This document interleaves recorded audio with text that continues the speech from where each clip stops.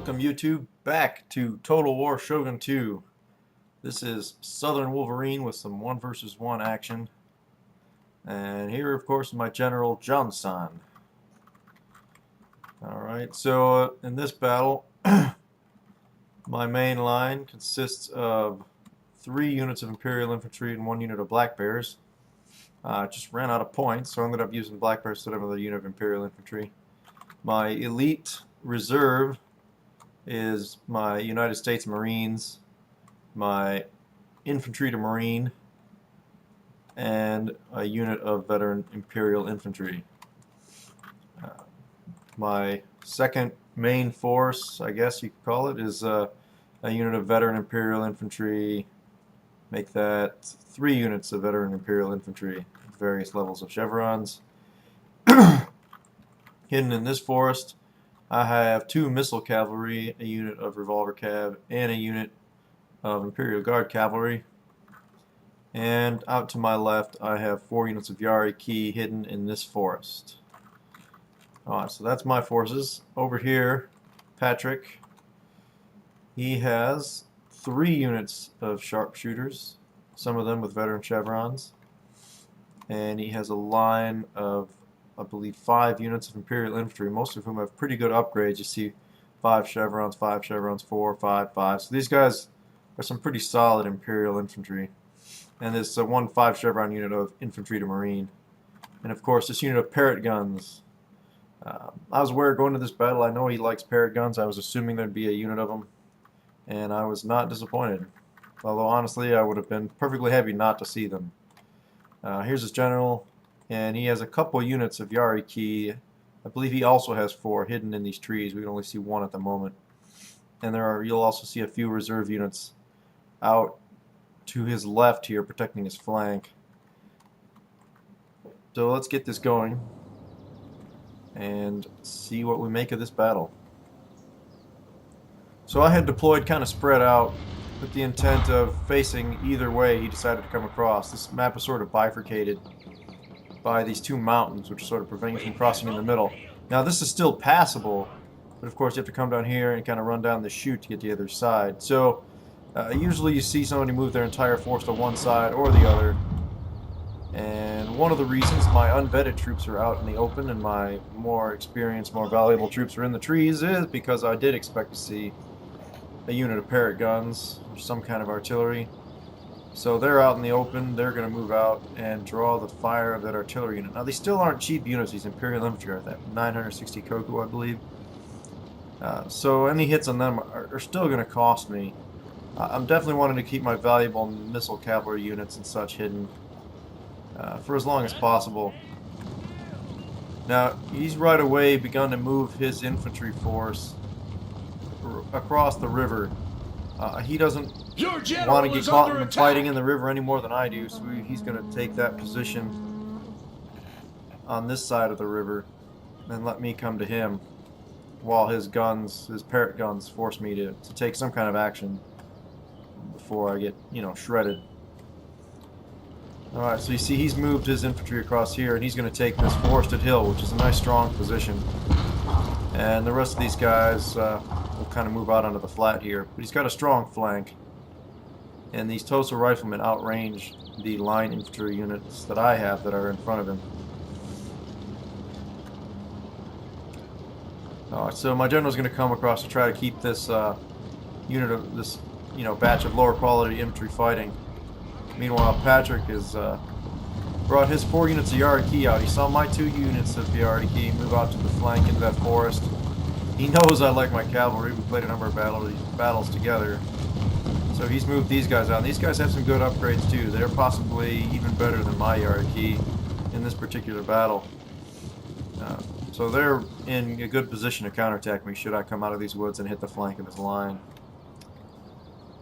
Alright, so in an attempt to get the other flank of his line, I do have more cavalry than he does, and I have these missile cavalry. So they're going to try and come down this river and see if I can't sneak some shots on these guys. He has seen them coming, so he's turned these Imperial Infantry and this 1 unit of sharpshooters to face me. He's also turning his cannons this way. So they're going to arc some shots over here, right into my cavalry. So that's not a fight I want to take.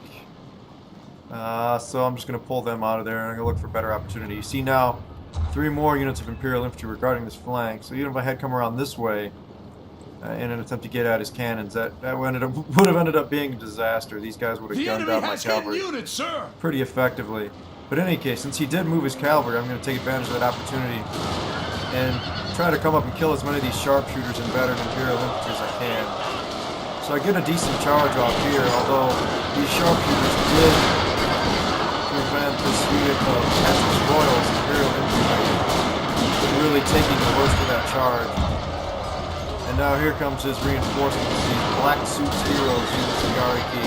These guys are well upgraded. They've got like 8 chevrons. So they're gonna hurt my cavalry after the beating they've already taken.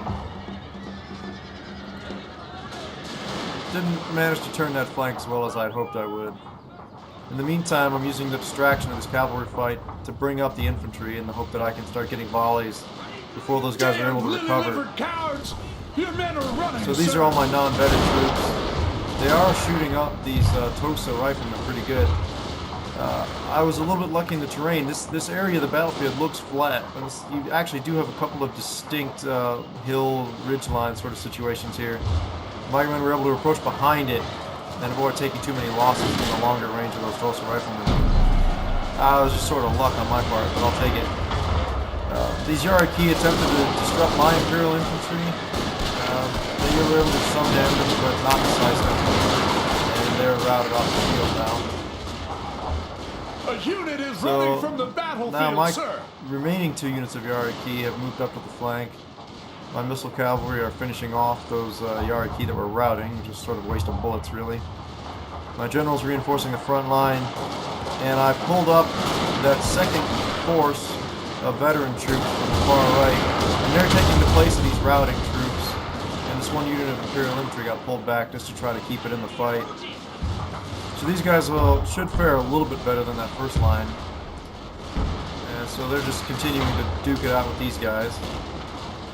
And now my elite troops that I've been holding in reserve are also moving up into position to take part in this battle.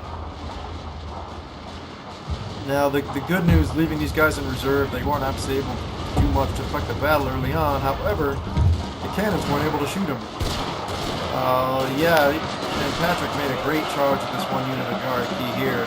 The crest of the hill sort of screened him from my fire, so they're able to get into these guys without taking any losses. Now, though, they've got multiple units back here behind the hill, able to shoot up at these units on top of the hill. So these guys aren't going to last terribly long in this fight. But they are keeping these guys from fighting. I am hitting some of my own men. So that was a very effective disruption charge. And these unvetted Imperial Infantry units, or partially vetted Imperial Infantry units, are being badly beaten by these troops up here in the forest. Unit is running from the battlefield, His Yariki got a piece of my missile infantry, while another unit of Yariki was fighting my Yariki. My Yariki, having gotten out of that fight, are now coming over to try to run these guys off. I realize I'm not winning this infantry fight, so I decide to pull out, and he uses this Yariki unit, his last one, I believe, to harry my withdrawal and harass me so I can't get out clean.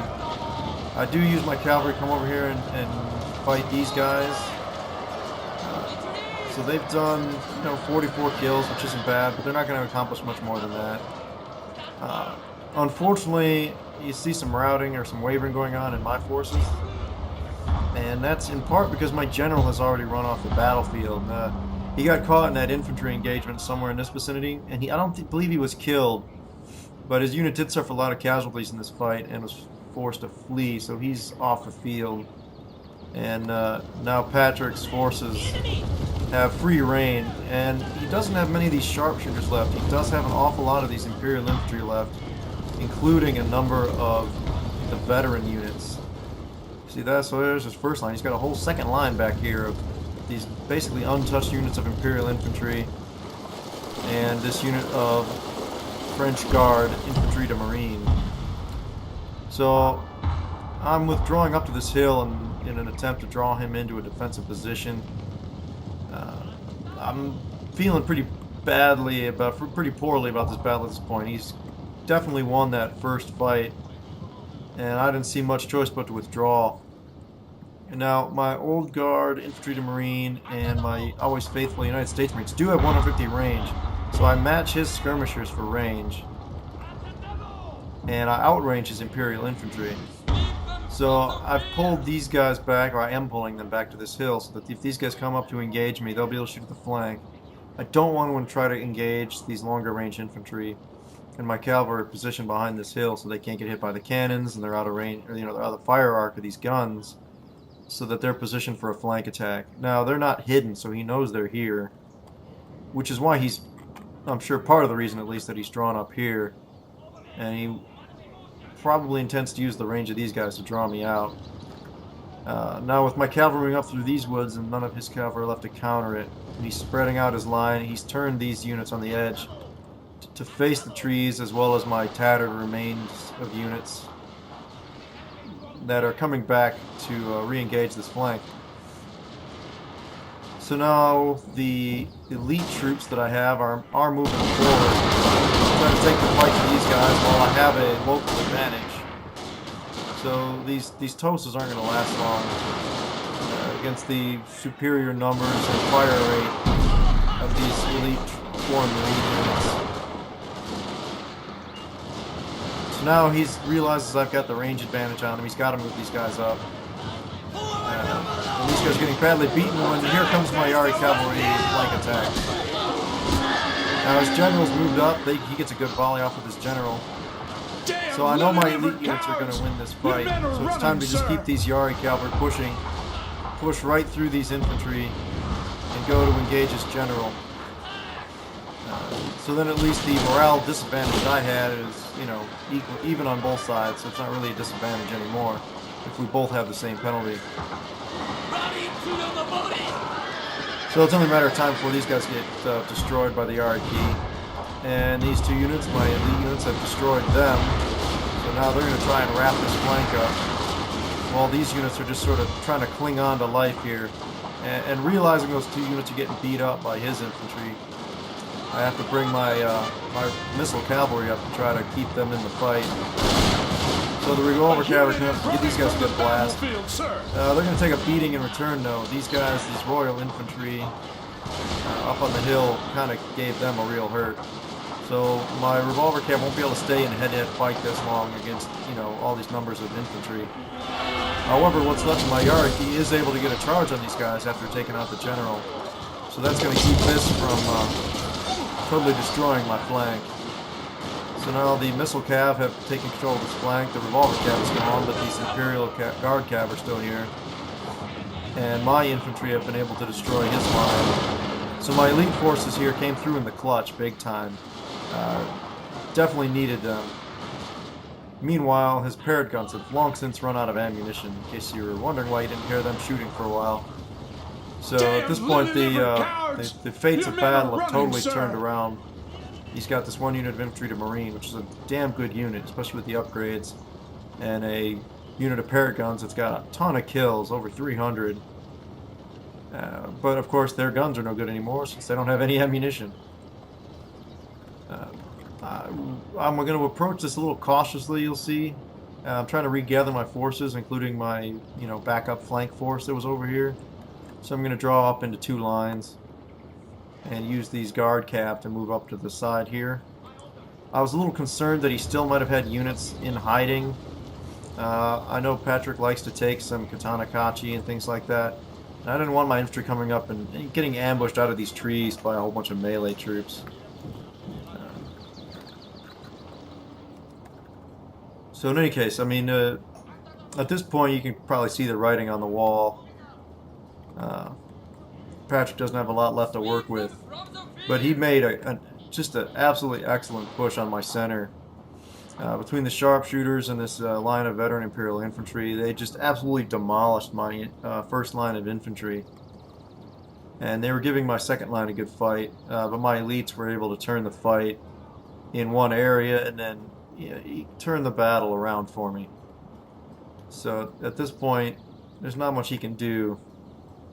except try to defend this last forest for as long as he can. Get a little bit of fast forward here because I'm going to approach this a little bit slowly. The Emperor's loyal servants, what's left of this unit of Imperial infantry, is going to move up that hill and then attempt to spot those infantry to marine, so I can use the range advantage these two units have. Like I said, I was still concerned he had more units.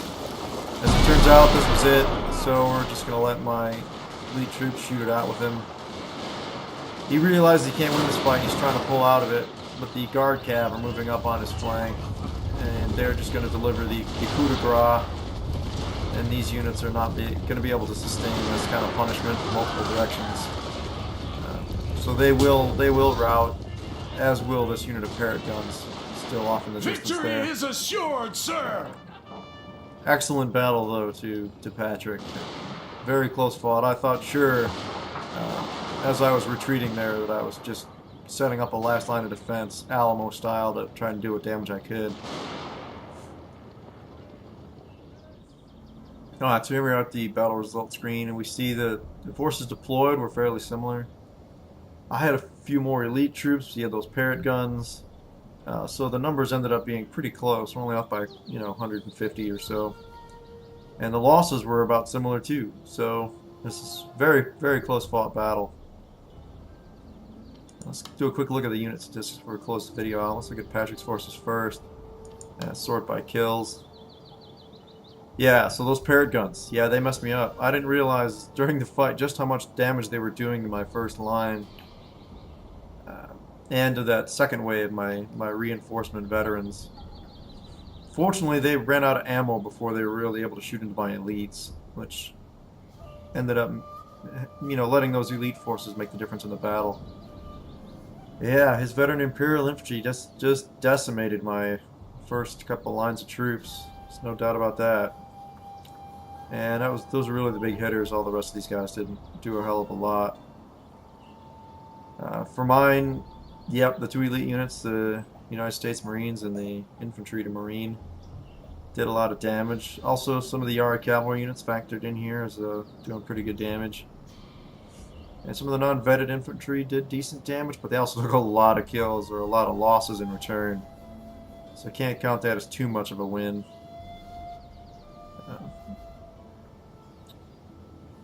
The Imperial Guard Cav also had a pretty good run, 113, not too bad. They definitely came in at the right moments to support the flank and help me stay in that fight on the left flank long enough for my elites to come in and mop up. So all in all, this was a very close fought battle, excellent game to Patrick, and hopefully we'll get another chance to do this soon. So thank you all for watching. If you like, please like, comment, and subscribe. And this is Southern Wolverine signing off.